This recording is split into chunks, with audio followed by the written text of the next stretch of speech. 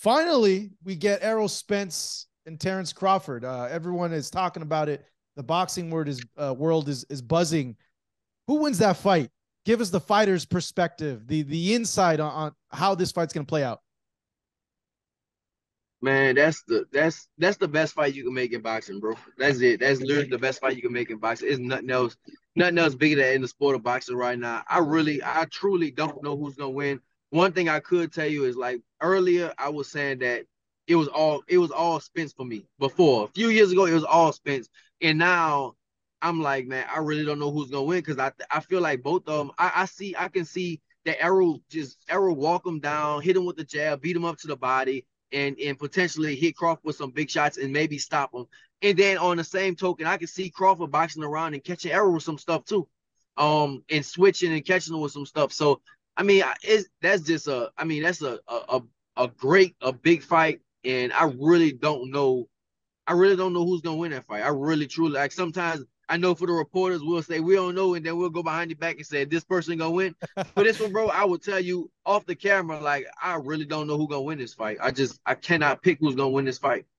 Yeah, it seems to be everyone is split, though. I've noticed from just me talking to trainers, a lot of the trainers are favoring Crawford, but because of how versatile he is, his ring IQ. But I just keep Mhm. thinking, man, Errol's activity has to play a big part in this fight. I think yeah, his activity just how strong he is. You know, he has a really hard like right jab. You know, so it's like he does walk people down with that right jab all the time, and he can box, and his activity is so high. So I mean, like I said, bro, it really is a great fight. Like in the thing is Crawford, another thing with him, he's just a killer and he really believes in himself. You know, he just don't back down from nothing, nobody. He really believes in himself. And that plays a factor too. Yeah, Crawford is a mean dude. Like he's one of the few guys, like I would say him, you, and maybe a Noe, where it's like guys legit just want to hurt the guy in there. Like you could Yeah, yeah, tell, yeah, like, you yeah. know?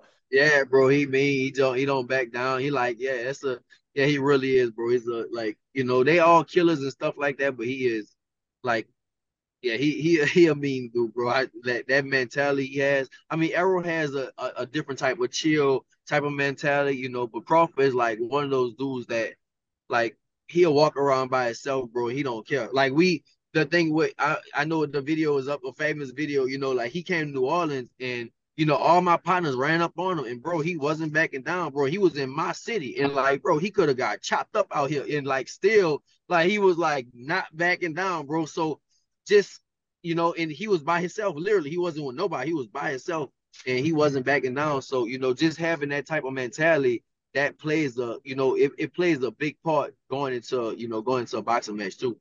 I wasn't aware of this video. What's this video? What happened? I think Ellie recorded it, bro. It's on, yeah, it's online.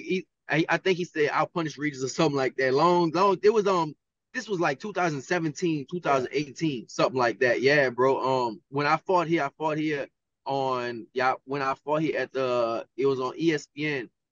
And yeah, he was signed with ESPN at the time, so he was one of the people they brought in, and like all my partners ran up on him, bro. I'm talking about like 6 or 7 of my partners ran up on him. Like he wasn't like, it's like he wasn't scared to speak his mind. A lot of people would be like scared to speak their mind, and he really wasn't scared to speak his mind. So, and it wasn't like he was like trying to fight or be messy or stuff like that, but he still wasn't scared to speak his mind, and he was literally by himself, and he was in, like I said, he was in my city, bro, and you know, basically things happen here, basically, and like he wasn't scared, and like after that, bro, like I ain't gonna lie, bro, like my people after that, my people was like they're like, dog, I mess with Crawford, like he really, what I'm saying, like a real kind of recognized real. When people see that, they like, damn, like all right, like he ain't scared, like I mess with this dude, you know what I'm saying?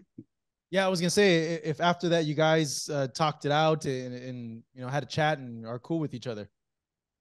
No, yeah, I mean, even before that and stuff like that, yeah, we was, I mean, it's just boxing, bro. Like, he was like, he'll whoop me, and I'm thinking, I say the same thing, I can whoop you, but it ain't like that. It's just like on boxing stuff. Like, I think the fans and stuff, they take things out of perspective. Like, man, like if I say like, man, I'm gonna whoop this dude, they thinking like on some street stuff. Like, man, if you want to fight this dude, you mean you gotta kill him? Like, bro, no, we ain't gotta kill a dude. Like, we literally want to fight. We're gonna make a lot of money. We're gonna fight each other, and that's how it's gonna be.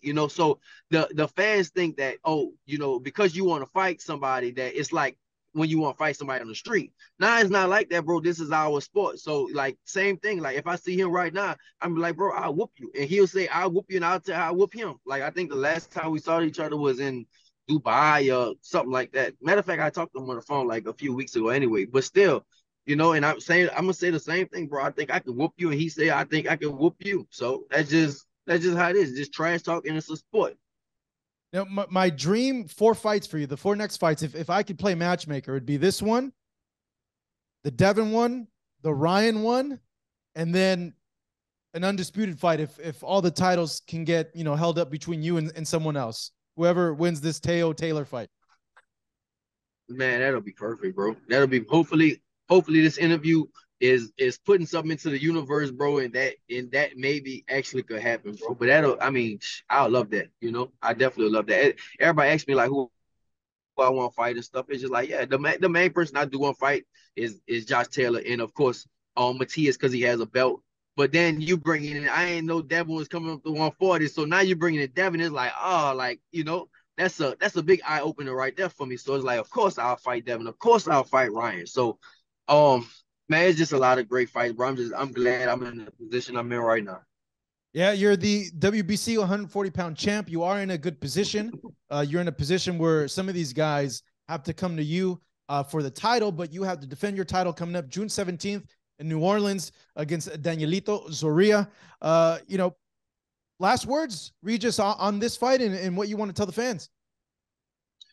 Man, I want to tell people come out to New Orleans, bro. New Orleans is a real fun city. We a party city. We live time goes by easy over here. And one thing I want to tell people, bro, like I know what I did a bunch of news interviews yesterday, but one thing I failed to mention is like tickets are as low as $20, bro. So I think people should come. People should come out. I think it's gonna definitely be a fun night. I'm gonna go out there, have fun.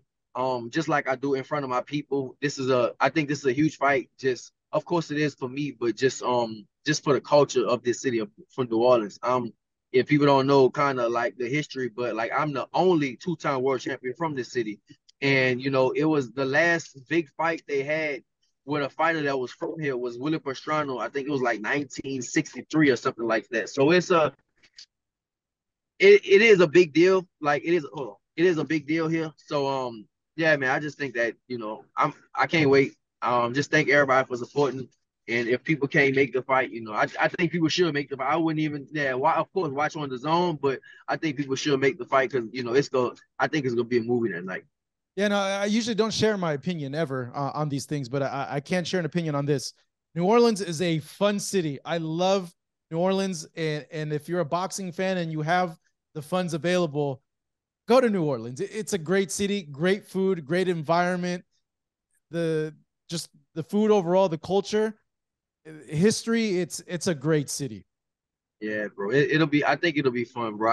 I really do feel like it's gonna be a good night. I feel like it's gonna do good. I feel like it's definitely gonna be a good night and stuff like that. So, um, yeah, people should definitely come out. We gonna have fun.